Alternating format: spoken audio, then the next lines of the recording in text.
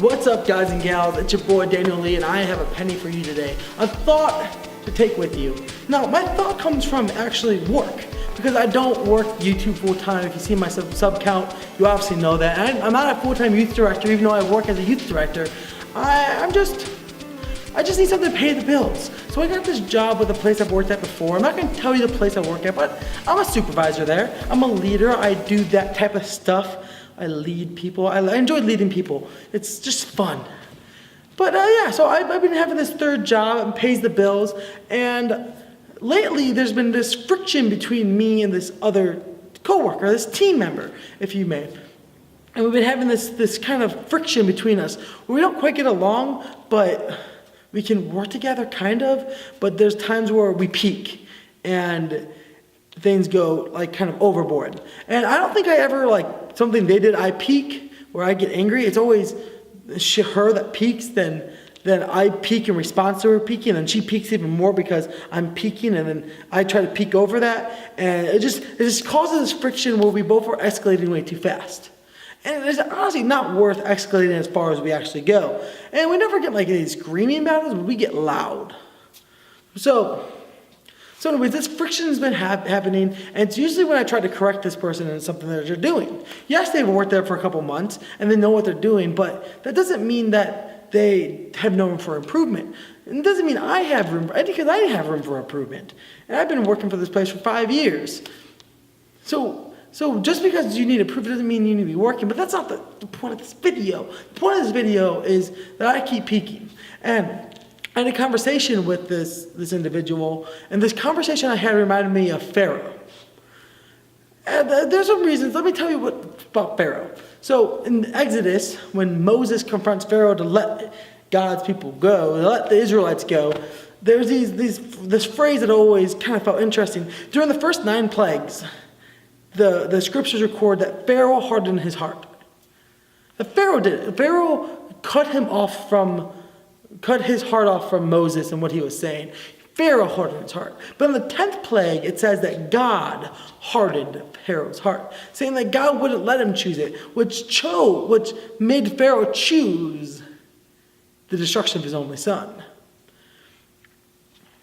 And it got me thinking about us choosing something that's not God. That if we keep choosing to blame other people or to not change or not do better ourselves, if we keep choosing to do that, eventually maybe we will ultimately have to choose not changing. That may lead to our own destruction. And the reason I thought of this is because when I pulled this team member aside after one of our kind of friction moments, I had a conversation with them. Well, at least I tried. And I explained, she explained where she was coming from. I explained where I was coming from. And I tried to be as nice and respectful as possible. Even though she kept over-talking me and interrupting me, I tried to stay calm. And that bothers me when people interrupt me.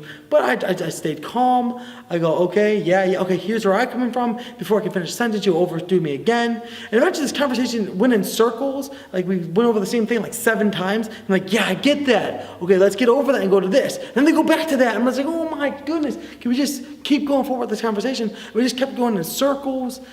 And man, it was just a mess of a conversation. And at the end of the conversation, she got her points off, I believe 100%, that I need to change, that I need to treat her as a human being, which I thought I was doing. I was trying to be nice. I said, thank you. I said, please. I was trying to be nice. But even me being nice, it wasn't really clicking with her. And I was still coming off as an angry, mean person who doesn't treat her like a human, which isn't true. I see all humans as image bearers of God. So I try to treat them as image bearers of God. In fact, God, even though they're a fallen nature, God sees them as a beautiful soul and wants to redeem them. So I try to look at people with God's eyes, with God's heart. And it's really hard for some people, including her. It's really hard to do it. But I try. And I try to treat her with grace, try to treat her with love, but it doesn't work. And at the end of the conversation, she told me that I need to change, I need to treat her like a human being. My thing was, hey, you don't treat me like a supervisor. I am your leader, I am your supervisor, and you blowing me off, ignoring me, that's not right, that's not good. And it's like, and I told her, it's like, if this keeps up, I'll have to write you up, and I don't want to do that. I don't want to be the bad guy who writes people up. That's not something I want to do. I said, but if you're going to keep doing it this way, it's going to happen. And then I go, but let's end it here. If it's like, I want to try to treat you more like a human being, even though I feel like I try, but I'm going to try even more. I just want you to give me the grace of messing up a few times. Because I'm going to mess up. I'm human. I need to change this. And if this is the way I'm going off of how I'm presenting myself to you, I don't want that to be the way of presenting yourself to you. That's not something I want to do. I don't want to be the mean guy. I want to be the cool guy, the nice guy, the cool supervisor. And she goes, you're using excuses.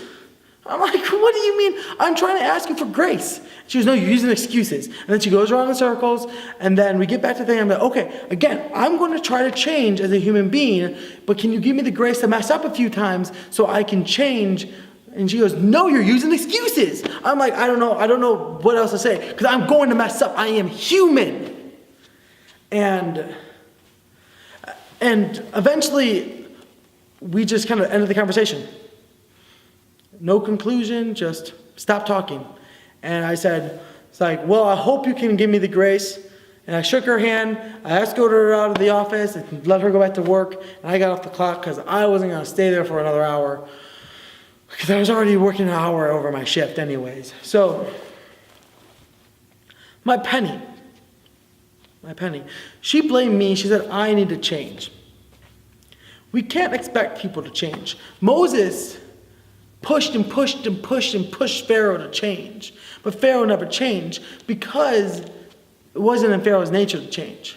But Moses kept it cool. Moses kept with God. So my thing is, we need to keep with God. We need to make war with our flesh. We need to fight the urge to be angry, fight the urge to have malicious intent. We need to fight those urges. We need to fight them. So my penny is that even though people expect these things from you, and you expect things from them, if you're expecting things from them, but you're not trying to change yourself, you're going to lead to your own destruction. Because you're going to cut more people off, you're going to push more people away. If you want other people to change, you must be the change yourself. Like Moses was the change himself. Moses repented from his former ways and followed God. So must us repent from our former ways and follow God and be in God's will. And say, not today, Satan. And keep going with God. Because if we stay the same, we're not going to grow. We're going to fail. We're going to fall. So that's my penny, that if you want the world to change, you must change yourself in order to change the world around you. And expect the people that are stubborn and hard-headed to stay the same. In fact, expect them to stay so much the same that they might lead to their own destruction. But that doesn't mean you should stop trying to show them truth. Stop trying to show your life or give up on them. It means that you should try to change more, to be more like God, to be more like Christ, to follow Him every step, all of your strength, all of your mind, all of your soul, and all of your patience. Because there's going to be people who don't. Or at least you know it's your fault. That's just my penny. Thanks for listening.